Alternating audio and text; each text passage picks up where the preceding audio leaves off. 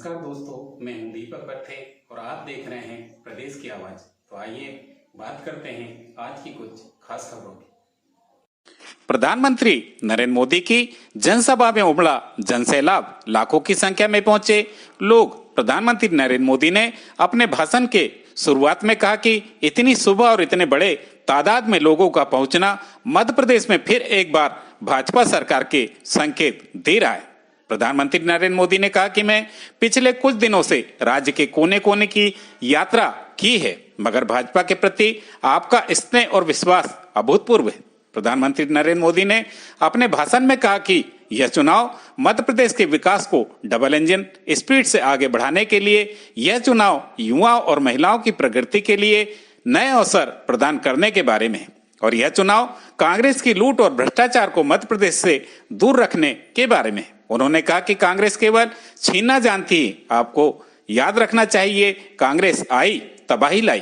कांग्रेस के झूठे वादों की कड़ी आलोचना करते हुए प्रधानमंत्री मोदी ने कहा कि कांग्रेस के द्वारा प्रतिबद्धताएं लगातार अधूरी रह जाती। पिछले चुनाव में उन्होंने कर्ज माफी का वादा किया था, वह सरकार बनने के 1.5 साल बाद भी अधूरा रहा। उन्होंने कहा कि दूसरी ओर भाजपा है जो प्रतिबद्धताएं करती है और हम जो वादा करते हैं उससे ज्यादा करने का प्रयास करते हैं। मध्य प्रदेश भाजपा द्वारा जारी किए गए प्रभावशाली घोषणा पत्र के बारे में बात करते हुए प्रधानमंत्री नरेंद्र मोदी ने कहा कि यह घोषणा पत्र हर क्षेत्र, हर वर्ग के लिए, हर आदिवासी बहुल ब्लॉक में एक एकलव्य आवासीय विद्यालय होगा, हर आदिवासी जिले में एक मेडिकल कॉलेज होगा, लाडली बहनों को आर्थिक सहायता और स्थायी आवास प्रदान किया जाएगा। तेंदुपत्ता और वनोपज खरीदने की प्रतिबद्धता से कई आदिवासी परिवारों को लाभ मिलेगा। बैतूल की विकास यात्रा की बात करते हुए प्रधानमंत्री नरेंद्र मोदी ने कहा कि जब से केंद्र में भाजपा की सरकार आई है,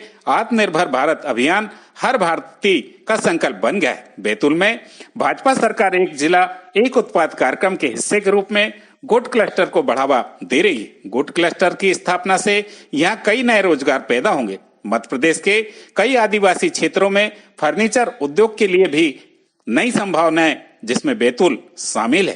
प्रधानमंत्री नरेंद्र मोदी ने घोषणा करते हुए कहा कि केंद्र सरकार ने हाल में ही पीएम विश्वकर्मा योजना शुरू की है, जिसके तहत सरकार फर्नीचर उद्योग में लगे बढ़ई ताला वाले और अन्य कारीगरों को लाखों रुपए की वित्तीय सहायता प्रदान करेंगी। उन्होंने कहा कि भाजपा की डबल इंजन वाली सरकार बैतूल में पर्यटन को भी बढ़ावा देंगी। प्रदेश की आवाज के लिए दीपक बर्थे की रिपोर्ट।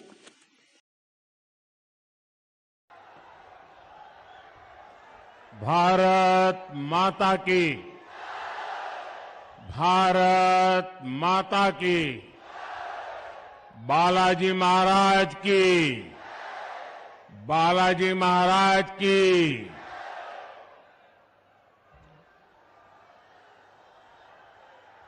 जब इस धरती पर आया हूं तो माता चंडी, बाबा मणदेव, बाबा महादेव, हनुमान जी महाराज और मुक्तागिरी जैसे तीर्थ क्षेत्रों को मैं श्रद्धा पूर्वक नमन करता हूं।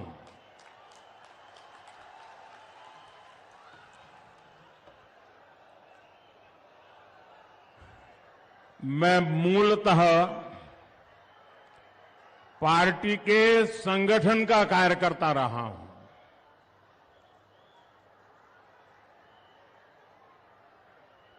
कितना ही बड़ा नेता क्यों आता हो, लेकिन सुबह 11 बजे चुनाव की सभा करना लोहे के चने चबाने जैसा काम होता है। लेकिन आपने जो कमाल किया है, मैं देख रहा हूं वहां ऊपर तक पीछे लोग दिख रहे, पता नहीं उनको सुनाई देता होगा या नहीं देता होगा। ऐसा प्यार, इतने आशीर्वाद, मैं जितना आपको नमन करूं उतना कम है। मैं कार्यकर्ताओं का भी अभिनंदन करता हूं कि आप सुबह सुबह और इतने दूर सुदूर क्षेत्रों में वो भी दिवाली रह गए दूसरे तीसरे दिन। ये बहुत बड़ा कमाल का काम आप कर रहे हैं, भावनाओं को समझती है। और इसलिए एक आदिवासी बेटी, गांव में पैदा हुई बेटी, गरीब परिवार में पैदा हुई बेटी द्रौपदी मुर्मू जी आज देश की राष्ट्रपति है और देश का नेतृत्व कर रही है। ये भाजपा सरकार ही है जो देश भर में आदिवासी सेनानियों के, आदिवासी संस्कृति के भव्य स्मारक बना रही है। ये क्षेत्र सरदार गंजन सिंह कोरको और सरदार विष्णु सिंह गौंड की भूमि है। कांग्रेस ने कभी ऐसे वीरों को याद नहीं किया।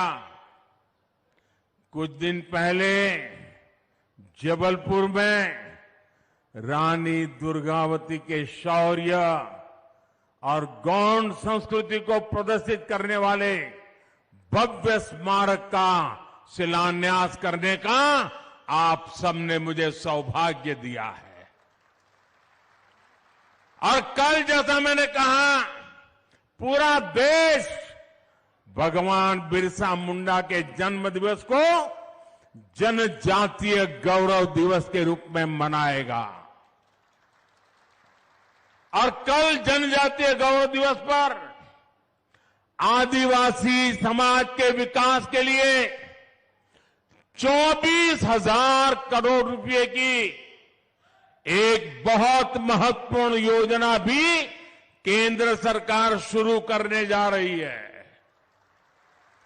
साथियों, गरीब कल्याण की योजनाओं के लिए भाजपा सबसे आगे बढ़कर काम करती है।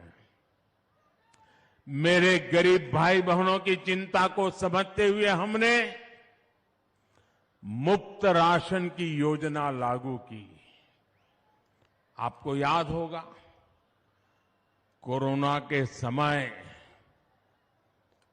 कितनी भयंकर स्थिति थी, मौत मंडरा रहा था, दुनिया भर से मौत की खबरें आती थी। परिवार में भी डर रहता था कि अगर बेटा बीमार है तो मां उसकी मदद नहीं कर सकती थी, मां बीमार है तो बेटा उसकी मदद नहीं करती थी। ऐसा संकट पूरी दुनिया ने झेला, हम भी उन मुसीबतों को झेलते थे।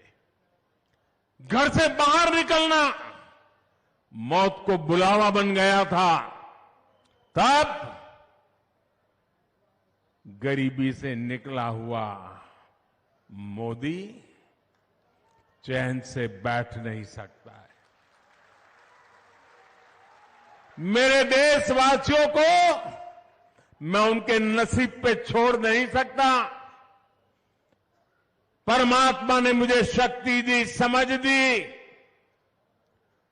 उस काम को करने में मैं अपनी पूरी शक्ति खपा देता हूं।